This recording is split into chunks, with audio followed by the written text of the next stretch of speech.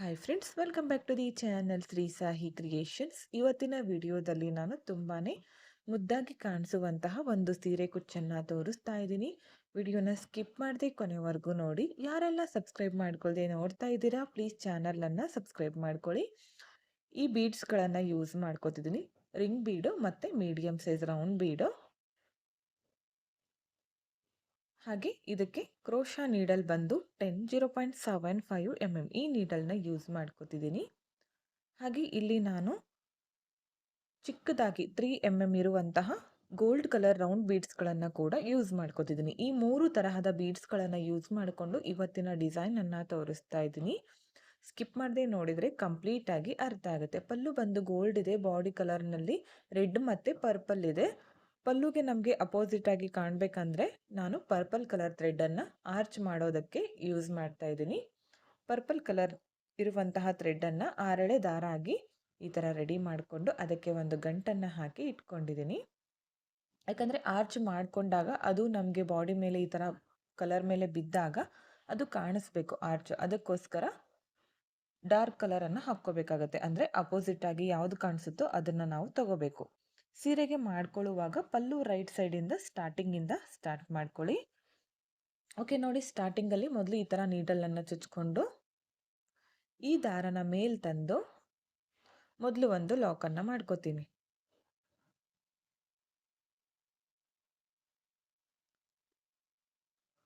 ಅದಾದಮೇಲೆ ಇಲ್ಲಿ ಲಾಕ್ ಆದಮೇಲೆ ನಾನು 6 ಚೈನ್ಗಳನ್ನು ಹಾಕ್ತೀನಿ. 6 ಚೈನ್ಸ್ ಹಾಕಿ ಅದನ್ನು ಸ್ಟ್ರೇಟಾಗಿ ಇಟ್ಕೊಳ್ಳಿ. ಎಲ್ಲಿಗೆ ಬರುತ್ತೋ ನೋಡಿ ಕರೆಕ್ಟಾಗಿ ಇಟ್ಕೊಂಡು ಲಾಕ್ ಮಾಡ್ಕೊಳ್ಳಿ. ಜಾಸ್ತಿ ಒಳಗಡೆನೂ ಬೇಡ, ದೂರನೂ ಬೇಡ, ಕರೆಕ್ಟಾಗಿ ಬರಬೇಕು. 6 ಚೈನ್ಸ್ ಹಾಕಿ ಲಾಕನ್ನು ಮಾಡಿಕೊಂಡೆ. ನೆಕ್ಸ್ಟ್ ಇವಾಗ ಮತ್ತೆ ಚೈನ್ಗಳನ್ನು ಹಾಕಬೇಕು. 1 2 3 4 ಚೈನ್ಸ್ ಹಾಕಿ ಇದನ್ನು ಸ್ಟ್ರೇಟಾಗಿ ಇಟ್ಕೊಂಡು ಲಾಕ್ ಮಾಡ್ಕೋತೀನಿ. ಸ್ಟಾರ್ಟಿಂಗಲ್ಲಿ 6 ಚೈನ್ಸ್ ಹಾಕಿದ್ದೀನಿ. ಅದಾದಮೇಲೆ ಇವಾಗ 4 ಚೈನ್ ಹಾಕಿ ಲಾಕ್ ಮಾಡಿಕೊಂಡೆ. 6 ಚೈನು, ಅದಾದಮೇಲೆ 4 ಚೈನ್. ಇಲ್ಲಿಂದ ಥ್ರೆಡ್ಡನ್ನು ಮೇಲ್ ಮಾಡಿಕೊಂಡು ನೋಡಿ ಈ ಥರ ರಿಂಗ್ ಬೀಡ್ ಒಳಗಡೆಗೆ ರೌಂಡ್ ಬೀಡನ್ನು ಹಾಕಿದ್ದೀನಿ. ಇದನ್ನು ನೀಡಲ್ನಿಂದ ಥ್ರೆಡ್ಗೆ ಪಾಸ್ ಮಾಡ್ಕೊಳ್ಳಿ. Bead lock. ಇದನ್ನು ಇವಾಗ ಸ್ಟ್ರೇಟಾಗಿ ಇಟ್ಕೊಂಡು ಸೀರೆಗೆ ಲಾಕ್ ಮಾಡ್ಕೋಬೇಕು. ಸೀರೆಗೆ ಲಾಕ್ ಮಾಡ್ಕೊಳ್ಳಿ. ಇಲ್ಲಿಂದ ಮತ್ತೆ ಇವಾಗ ನಾನು 4 ಚೈನ್ಗಳನ್ನು ಹಾಕ್ತೀನಿ. ಇದನ್ನು ಕೂಡ ಸ್ಟ್ರೇಟಾಗಿ ಇಟ್ಕೊಂಡು ಲಾಕ್ ಮಾಡ್ಕೋಬೇಕು.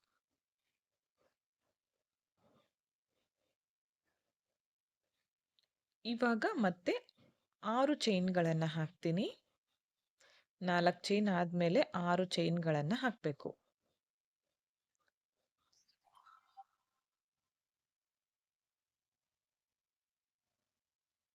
6 ಚೈನ್ಸ್ ಹಾಕಿ ಅದನ್ನು ಸ್ಟ್ರೇಟಾಗಿ ಇಟ್ಕೊಂಡು ಲಾಕ್ ಮಾಡ್ಕೊಳ್ಳಿ.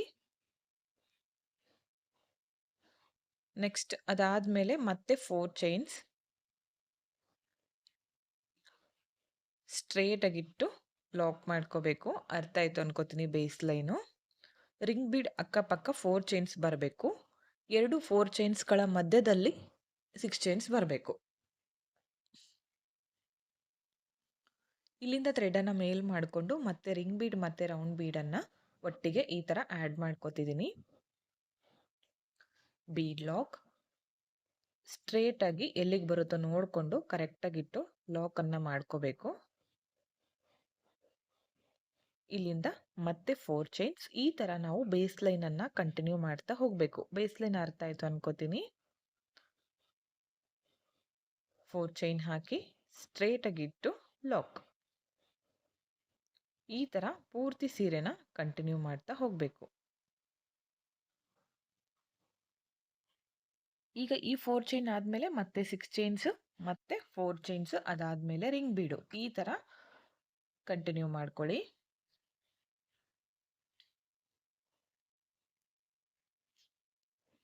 ಅಗೇನ್ 4 ಚೈನ್ಸ್ ಸ್ಟ್ರೇಟಾಗಿ ಇಟ್ಕೊಂಡು ಲಾಕ್ ಮಾಡ್ಕೊಳ್ಳಿ. ಇಲ್ಲಿಂದ ಮತ್ತೆ ಥ್ರೆಡನ್ನು ಮೇಲ್ ಮಾಡಿಕೊಂಡು ರಿಂಗ್ ಬೀಡನ್ನು ಆ್ಯಡ್ ಮಾಡ್ಕೋಬೇಕು.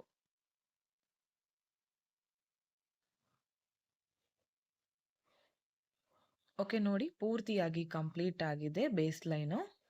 ಸ್ಟಾರ್ಟಿಂಗಿಂದ ಎಂಡ್‌ವರೆಗೂ ಇದೇ ಥರ ಮಾಡ್ಕೊಂಡಿದ್ದೀನಿ. ಲಾಸ್ಟಲ್ಲಿ ರಿಂಗ್ ಬೀಡ್ ಆದಮೇಲೆ 4 ಚೈನ್ ಹಾಕ್ಕೊಂಡಿದ್ದೀನಿ. ಅದಾದಮೇಲೆ 6 ಚೈನ್ ಹಾಕಿ ಲಾಕ್ ಮಾಡಿಕೊಂಡು, ಈಗ ಒಂದು 2 ಅಥವಾ 3 ಚೈನ್ಗಳನ್ನು ಹಾಕಿ ನಾವು ಥ್ರೆಡನ್ನು ಕಟ್ ಮಾಡ್ಕೋಬೇಕು. ಹಾಗೆ ಕಟ್ ಮಾಡಿಕೊಂಡ್ರೆ ಬಿಚ್ಕೊಳ್ಳುತ್ತೆ. ಅದಕ್ಕೋಸ್ಕರ ಒಂದು 2 ಅಥವಾ 3 ಚೈನ್ ಹಾಕಿ ಕಟ್ ಮಾಡ್ಕೋಬೇಕು. ಕಟ್ ಮಾಡ್ಕೊಂಡಿರೋ ಥ್ರೆಡನ್ನು ಈ ಥರ ಟೈಟಾಗಿ ಮೇಲೆ ಎಳ್ಕೊಂಡ್ರೆ ಅದು ಯಾವುದೇ ಕಾರಣಕ್ಕೂ ಬಿಚ್ಕೊಳ್ಳೋದಿಲ್ಲ. ನೆಕ್ಸ್ಟ್ ಸ್ಟೆಪ್ಗೆ ಸೇಮ್ ಕಲರ್ ಥ್ರೆಡನ್ನು ಯೂಸ್ ಮಾಡ್ಕೋತಿದ್ದೀನಿ. ಸ್ಟಾರ್ಟಿಂಗಲ್ಲಿ 1 ಲಾಕ್. ಈಗ ನೆಕ್ಸ್ಟ್ 6 ಚೈನ್ ಗ್ಯಾಪ್ ಒಳಗಡೆಗೆ ಒಂದು ಸಿಂಗಲ್ ಕ್ರೋಶೆ ಮಾಡ್ಕೋತೀನಿ. ಇಲ್ಲಿಂದ ಇವಾಗ ಚೈನ್ಗಳನ್ನು ಹಾಕ್ಕೊಳ್ಳಿ. 4 ಚೈನ್ ಬಂದರೆ 4 ಚೈನು, 5 ಚೈನ್ ಬಂದರೆ 5 ಚೈನು. ಆ 6 ಚೈನ್ ಹಾಕಿ ಲಾಕ್ ಮಾಡ್ಕೊಂಡಿದ್ದೀನಲ್ಲ, ಆ ಲಾಕ್ ಮೇಲೆ ಲಾಕ್ ಮಾಡ್ಕೊಳ್ಳೋದಕ್ಕೆ ಎಷ್ಟು ಚೈನ್ ಬೇಕೋ ನೋಡಿಕೊಂಡು ಮಾಡ್ಕೊಳ್ಳಿ. ನೆಕ್ಸ್ಟ್ ಇವಾಗ ಸೂಜಿ ಮೇಲೆ ಒಂದ್ಸಲ ಥ್ರೆಡನ್ನು ಸುತ್ತಕೊಂಡು ರಿಂಗ್ ಬೀಡ್ ಒಳಗಡೆಗೆ ನೀಡಲ್ನ ಹಾಕಬೇಕು. ದಾರನ ತಂದಾಗ ಸೂಜಿ ಮೇಲೆ 3 ದಾರ ಇದೆಯಲ್ಲ, 2 ದಾರನ 1 ಮಾಡ್ಕೋತೀನಿ. ನೋಡಿ, ಈ 2 ದಾರನ 1 ಮಾಡ್ತೀನಿ. ನೆಕ್ಸ್ಟ್ 2 ದಾರನ 1 ಮಾಡ್ಕೋತೀನಿ. ಒಂದು ಡಬಲ್ ಕ್ರೋಶೆ ಕಂಬ ಆಯಿತು. ಇಲ್ಲಿಂದ ಇವಾಗ 3 ಚೈನ್ಸ್ ಹಾಕಿ ಈ ಕಂಬ ಮತ್ತು ಈ ಚೈನ್ ಮಧ್ಯೆ ಇರುತ್ತಲ್ಲ ಗ್ಯಾಪು, ಅಲ್ಲಿ ಲಾಕ್ ಮಾಡ್ಕೋಬೇಕು. ಆವಾಗ ನಮಗೆ ಪಿಕೌಟ್ ಬರುತ್ತೆ. ಇಲ್ಲಿಂದ ಮತ್ತೆ ಸೂಜಿ ಮೇಲೆ ಒಂದ್ಸಲ ಥ್ರೆಡನ್ನು ಸುತ್ತಕೊಂಡು ಸೇಮ್ ರಿಂಗ್ ಬೀಡ್ ಒಳಗಡೆ ನೀಡಲ್ನ ಹಾಕಿ ದಾರನ ತಂದು ಡಬಲ್ ಕ್ರೋಶೆ ಕಂಬನ ಮಾಡ್ಕೋಬೇಕು. ಅದಾದಮೇಲೆ 3 ಚೈನ್ ಹಾಕಿ 2 ಕಂಬಗಳ ಮಧ್ಯದಲ್ಲಿ ನೀಡಲ್ನ ಹಾಕಬೇಕು. ನೀಡಲ್ನ ಹಾಕಿ ದಾರನ ತಂದು ಲಾಕ್ ಮಾಡಿಕೊಂಡಾಗ ಮತ್ತೊಂದು ಪಿಕೌಟ್ ಬರುತ್ತೆ. ಮತ್ತೆ ಸೇಮ್ ಅದೇ ರಿಂಗ್ ಬೀಡ್ ಒಳಗಡೆಗೆ ಡಬಲ್ ಕ್ರೋಶೆ ಕಂಬ, ಅದಾದಮೇಲೆ 3 ಚೈನ್ಸ್, 2 ಕಂಬಗಳ ಮಧ್ಯದಲ್ಲಿ ನೀಡಲ್ನ ಹಾಕಬೇಕು. ದಾರನ ತಂದು ಲಾಕ್ ಮಾಡ್ಕೋಬೇಕು. ಇದು ರಿಂಗ್ ಬೀಡ್ಗೆ ಕೆಳಗಡೆ ಪಾರ್ಟ್ ಮಾತ್ರ ನಾನು ಆರ್ಚನ್ನು ಮಾಡ್ಕೋತೀನಿ. ಮೇಲ್ಗಡೆ ಪಾರ್ಟ್ ಹಾಗೆ ಇರುತ್ತೆ. ಈ ಕೆಳಗಡೆ ಪಾರ್ಟ್ ಫಿಲ್ ಆಗೋವರೆಗೂ ನಮಗೆ ಎಷ್ಟು ಕಂಬ ಇಡಿಸುತ್ತೋ ಅಷ್ಟು ಕಂಬಗಳನ್ನು ನಾವು ಮಾಡ್ಕೋಬೇಕು. ಇಲ್ಲಿ ತ್ರಿಬಲ್ ಕ್ರೋಶೆ ಕಂಬ ಕೂಡ ಮಾಡ್ಕೋಬೋದು. ಇನ್ನೊಂದೇನೆಂದರೆ, ಒಂದು ರಿಂಗ್ ಬೀಡ್ಗೆ ನಾವು ಎಷ್ಟು ಮಾಡ್ಕೊಂಡಿರ್ತೀವೋ ಕಂಬಗಳನ್ನು ಸೀರೆ ಪೂರ್ತಿ ಕಂಪ್ಲೀಟ್ ಆಗೋವರೆಗೂ ಸೇಮ್ ಕೌಂಟಿಂಗಲ್ಲಿ ಮಾಡ್ಕೋಬೇಕಾಗತ್ತೆ. ಇವಾಗ ನೋಡಿ, 4 ಕಂಬ ಕಂಪ್ಲೀಟ್ ಆದಮೇಲೆ ಥ್ರೆಡನ್ನು ಮೇಲ್ ಮಾಡಿಕೊಂಡು ಒಂದು ಬೀಡನ್ನು ಹಾಕ್ತಾ ಇದ್ದೀನಿ. ಚಿಕ್ಕ ರೌಂಡ್ ಬೀಡು. ಇಲ್ಲಿ ಲೀಫ್ ಬೀಡ್ ಕೂಡ ಯೂಸ್ ಮಾಡ್ಕೋಬೋದು. ಈಗ ಬೀಡ್ ಹಾಕಿದ ಮೇಲೆ ಡೈರೆಕ್ಟಾಗಿ ರಿಂಗ್ ಬೀಡ್ ಒಳಗಡೆ ಒಂದು ಡಬಲ್ ಕ್ರೋಶೆ ಕಂಬ, ಇಲ್ಲಿಂದ 3 ಚೈನ್ಸ್, 2 ಕಂಬಗಳ ಮಧ್ಯದಲ್ಲಿ ನೀಡಲ್ನ ಹಾಕಬೇಕು. ದಾರನ ತಂದು ಲಾಕ್ ಮಾಡ್ಕೋಬೇಕು. ಮತ್ತೊಂದು ಪಿಕೌಟ್. ಇದೇ ಥರ ಬೀಡ್ ಹಾಕಿದ ಮೇಲೂ ಕೂಡ 4 ಕಂಬನ ಮಾಡ್ಕೋತೀನಿ. ನೋಡಿ, ಕಂಪ್ಲೀಟ್ ಆಗಿದೆ. ಟೋಟಲ್ ರಿಂಗ್ ಬೀಡ್ಗೆ ನಾನು ಕೆಳಗಡೆ ಪಾರ್ಟ್ಗೆ 8 ಡಬಲ್ ಕ್ರೋಶೆ ಕಂಬ ಮತ್ತು ಪಿಕಟ್ಗಳನ್ನು ಮಾಡ್ಕೊಂಡಿದ್ದೀನಿ. 4 ಕಂಬ ಆದಮೇಲೆ ಒಂದು ಬೀಡನ್ನು ಹಾಕಿದ್ದೀನಿ. ಇದನ್ನು ಈ 4 ಚೈನ್ ಒಳಗಡೆಗೆ ಲಾಕ್ ಮಾಡ್ಕೋತೀನಿ. ಒಂದು ವೇಳೆ ತ್ರಿಬಲ್ ಕ್ರೋಶೆ ಕಂಬ ಮಾಡ್ಕೊಂಡಿದ್ರೆ ಡೈರೆಕ್ಟಾಗಿ 4 ಚೈನ್ ಹಾಕಿ ಲಾಕ್ ಮಾಡ್ಕೊಂಡಿದ್ನಲ್ಲ, ಅಲ್ಲಿಗೆ ಬರ್ತಾ ಇತ್ತು ಅದು. ಈಗ ಇದನ್ನು ನೆಕ್ಸ್ಟ್ ಲಾಕ್ ಮೇಲೆ ಇನ್ನೊಂದು ಸಲ ಲಾಕ್ ಮಾಡ್ಕೋತೀನಿ. ಓಕೆ ನೋಡಿ, ಈ ಥರ ಕಾಣಿಸ್ತಾ ಇದೆ.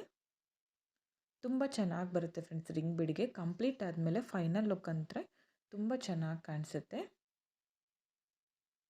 ಈಗ 6 ಚೈನ್ ಹಾಕಿ 6 ಚೈನ್ ಲಾಕ್ ಮೇಲೇ ಲಾಕ್ ಮಾಡ್ಕೋತೀನಿ. 6 ಚೈನ್ ಲಾಕ್ ಮೇಲೆ ಲಾಕ್.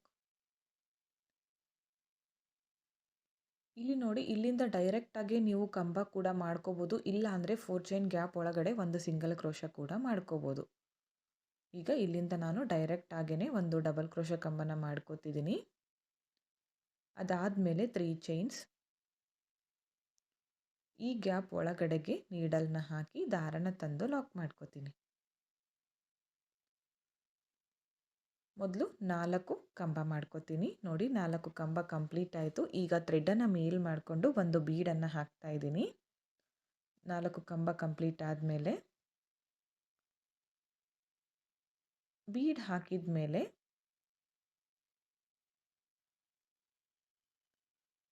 ಸೂಜಿ ಮೇಲೆ ಮತ್ತೆ ಒಂದ್ಸಲ ಥ್ರೆಡನ್ನು ಸುತ್ಕೋತೀನಿ. ರಿಂಗ್ ಬೀಡ್ ಒಳಗಡೆಗೆ ಡಬಲ್ ಕ್ರೋಶೆ ಕಂಬ, ಅದಾದಮೇಲೆ 3 ಚೈನ್ಸ್, ಈ ಗ್ಯಾಪ್ ಒಳಗಡೆಗೆ ಲಾಕ್.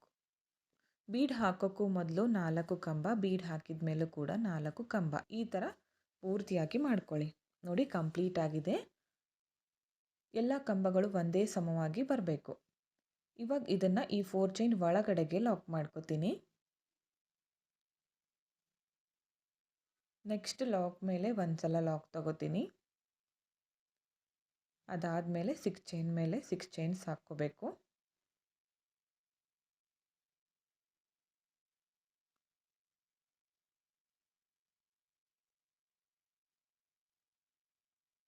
ಇದೇ ಥರ ಪೂರ್ತಿ ಸೀರೆನ ಕಂಟಿನ್ಯೂ ಮಾಡ್ಕೊಳ್ಳಿ. ಓಕೆ ಫ್ರೆಂಡ್ಸ್, ನೋಡಿ ಕಂಪ್ಲೀಟ್ ಆಗಿದೆ. ಎಲ್ಲ ರಿಂಗ್ ಬೀಡ್ಗಳಿಗೂ ಈ ಥರ ಡಬಲ್ ಕ್ರೋಶೆ ಕಂಬ ಮಾಡಿಕೊಂಡು ಪಿಕಟ್ಗಳನ್ನು ಮಾಡ್ಕೊಂಡಿದ್ದೀನಿ. ಎಲ್ಲ ಆರ್ಚ್ಗಳು ಒಂದೇ ಸಮವಾಗಿ ಬಂದಿದೆ. ಕೌಂಟಿಂಗ್ ಕರೆಕ್ಟಾಗಿದ್ದರೆ ಆರ್ಚ್ಗಳು ಒಂದೇ ಸಮವಾಗಿ ಬರುತ್ತೆ. ಇಲ್ಲಿ ಮಿಡಲ್ನಲ್ಲಿ ಬೀಡ್ ಇದೆಯಲ್ಲ, ಬೇಕು ಅಂದರೆ ಹಾಕ್ಕೋಬೋದು, ಬೇಡ ಅಂದರೆ ಸ್ಕಿಪ್ ಮಾಡ್ಕೊಳ್ಳಿ. ಎಂಡ್ವರೆಗೂ ಇದೇ ಥರ ಮಾಡ್ಕೊಂಡಿದ್ದೀನಿ. ಲಾಸ್ಟಲ್ಲಿ ಎಂಡ್ ಆದಮೇಲೆ 6 ಚೈನ್ಗಳನ್ನು ಹಾಕ್ಕೋಬೇಕು. ಆರ್ಚ್ ಕಂಪ್ಲೀಟ್ ಆದಮೇಲೆ ಲಾಸ್ಟಲ್ಲಿ 6 ಚೈನ್ಗಳನ್ನು ಹಾಕ್ತಾಯಿದ್ದೀನಿ. 6 ಚೈನ್ಸ್ ಹಾಕಿ ಲಾಕನ್ನು ಮಾಡ್ಕೋತೀನಿ ಲಾಸ್ಟಲ್ಲಿ.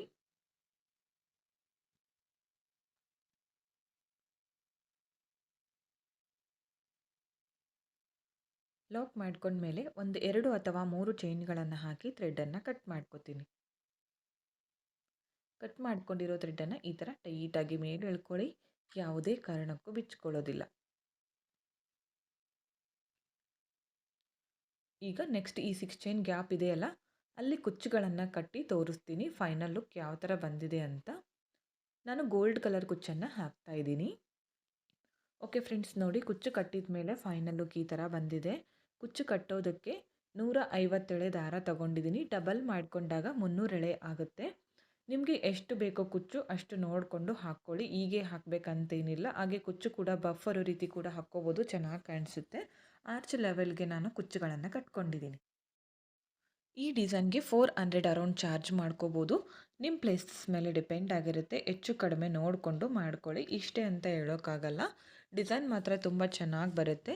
ಇವನ್ ಬಿಗಿನರ್ಸ್ ಕೂಡ ತುಂಬ ಈಸಿಯಾಗಿ ಮಾಡ್ಕೊಳ್ಳುವಂತಹ ಡಿಸೈನ್. ನಿಮಗೂ ಕೂಡ ಇಷ್ಟ ಆಯಿತು ಅನ್ಕೋತೀನಿ. ಇಷ್ಟ ಆಗಿದ್ರೆ ಒಂದು ಲೈಕ್ ಮಾಡಿ, ಹಾಗೆ ಫ್ರೆಂಡ್ಸ್ಗಳಿಗೆ ಶೇರ್ ಮಾಡಿ. ವಿಡಿಯೋನ ಸಬ್ಸ್ಕ್ರೈಬ್ ಮಾಡ್ಕೊಳ್ಳದೆ ನೋಡ್ತಾ ಇದ್ದರೆ ಪ್ಲೀಸ್ ಚಾನಲನ್ನು ಸಬ್ಸ್ಕ್ರೈಬ್ ಮಾಡ್ಕೊಳ್ಳಿ. ಪಕ್ಕದಲ್ಲಿರೋ ಬೆಲ್ ಐಕಾನ್ನ ಕ್ಲಿಕ್ ಮಾಡಿ ಆಲ್ ಅನ್ನೋ ಆಪ್ಷನ್ನ ಸೆಲೆಕ್ಟ್ ಮಾಡಿಕೊಂಡ್ರೆ ನಾನು ವಿಡಿಯೋ ಹಾಕಿದ ತಕ್ಷಣ ಮೊದಲು ನಿಮಗೆ ನೋಟಿಫಿಕೇಷನ್ ಬಂದು ತಲುಪುತ್ತೆ ಫ್ರೆಂಡ್ಸ್. ವಿಡಿಯೋನ ಸ್ಕಿಪ್ ಮಾಡದೆ ಕೊನೆವರೆಗೂ ನೋಡಿದ್ದಕ್ಕೆ thank you friends. Thank you for watching. Thank you.